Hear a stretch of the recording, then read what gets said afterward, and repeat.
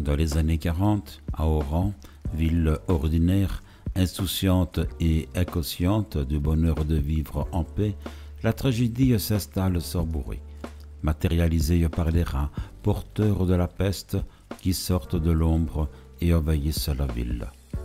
Désormais, la mort n'est plus anonyme ou privée, elle devient l'affaire de tous. Face au fléau, il y a d'abord le docteur Rieux. Son seul souci est d'être efficace, de bien faire son métier, de mener la lutte en faisant le geste approprié au moment approprié. Réservé, il cache un secret, celui de la révolte face à la mort de ses semblables et à l'absurde d'un monde chaotique, sans règles ni ordonnateur, sans foi ni Dieu. À côté de lui, Tarou refuse tout ce qui, de près ou de loin, apporte ou justifie la mort. Joseph Grand, lui, n'a qu'une seule passion, écrire, alors que Rambert est un jeune journaliste de passage à Oran. Tous ces personnages sont autant de facettes de l'auteur lui-même. L'homme d'action, l'homme révolté, l'artiste, le journaliste. En face d'eux, un collaborateur yabistique représente la résignation. Collard, un nihiliste, reprend goût à l'existence en voyant le malheur de ses concitoyens, tandis que le père Panelou, un jésuite, estime que la peste est un châtiment. La peste est sans doute une allégorie de la résistance au nazisme, mais si les compagnons finissent par gagner, c'est pour livrer demain un nouveau combat. Face au mal, à la haine, au nihilisme, face au nazisme ou à l'absurde, l'homme ne doit pas être complice, mais lutter, être solidaire, secourir, ne pas se mettre à genoux. Tel est exactement le sujet de la peste. En somme, la résistance réclamait une véritable œuvre d'art. Prendre distance à l'égard des faits récents, les projeter dans une allégorie qui fut le contraire d'un mensonge, puisqu'elle permettait d'éclairer l'histoire. Déplacer ces années dans le temps et dans l'espace, les rendre par cela reconnaissables à toutes les générations. Voilà sans doute ce que nous attendons d'un écrivain plus intuitif que les autres.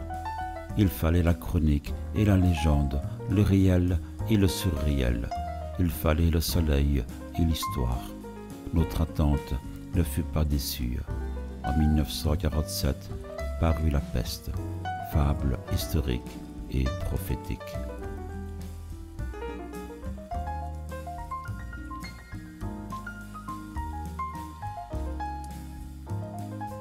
Le mal qui est dans le monde vient presque toujours de l'ignorance, et la bonne volonté peut faire autant de dégâts que la méchanceté si elle n'est pas éclairée. Les hommes sont plutôt bons que mauvais, et en vérité, ce n'est pas la question. Mais ils ignorent plus ou moins, et c'est ce qu'on appelle vertu ou vice, le vice le plus désespérant étant celui de l'ignorance, qui croit tout savoir et qui s'autorise alors à tuer. L'âme du meurtrier est aveugle, et il n'y a pas de vraie beauté ni de bel amour sans toute la clairvoyance possible.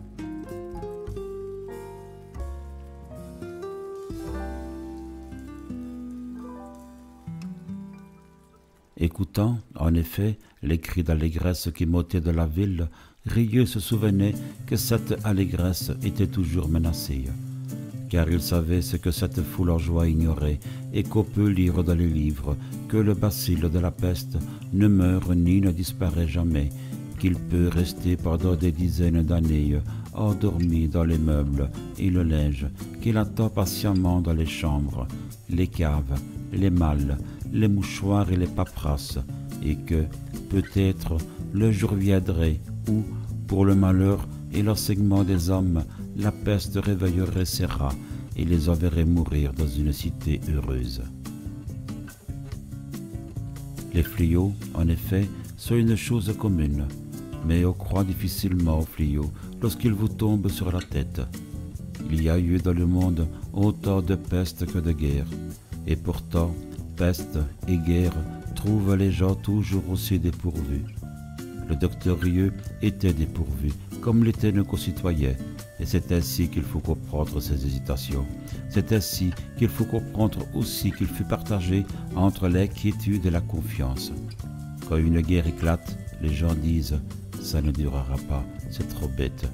Et sans doute, une guerre est certainement trop bête, mais cela ne l'empêche pas de durer. La bêtise insiste toujours, on s'en apercevrait si l'on ne pensait pas toujours à soi.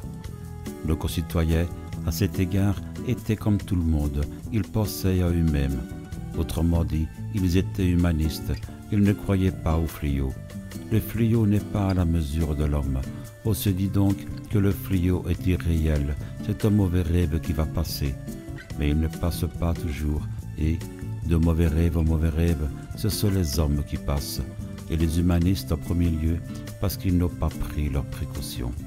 Nos concitoyens n'étaient pas plus coupables que d'autres, ils oubliaient d'être modestes, voilà tout, et ils pensaient que tout était encore possible pour eux, ce qui supposait que les fléaux étaient impossibles. Ils continuaient de faire des affaires, ils préparaient des voyages, et ils avaient des opinions. Comment auraient-ils pensé à la peste qui supprime à l'avenir les déplacements et les discussions? Ils se croyaient libres, et personne ne sera jamais libre tant qu'il y aura des fléaux.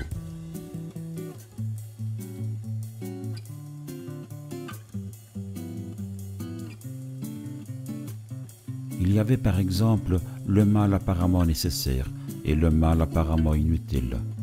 Il y avait Don Juan plongé aux enfers et la mort d'un enfant. Car s'il est juste que le libertin soit foudroyé, on ne comprend pas la souffrance de l'enfant.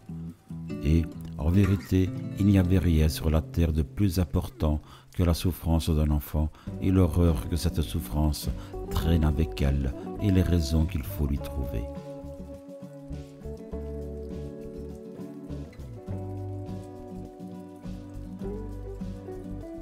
Les épouses lui prenaient le poignet et hurlaient « Docteur, donnez-lui la vie !» Mais il n'était pas là pour donner la vie, il était là pour ordonner l'isolement. À quoi servait la haine qu'il lisait alors sur les visages? « Vous n'avez pas de cœur », lui avait-on dit un jour. Mais si, il en avait un. Il lui servait à supporter les 20 heures par jour où il voyait mourir des hommes qui étaient faits pour vivre.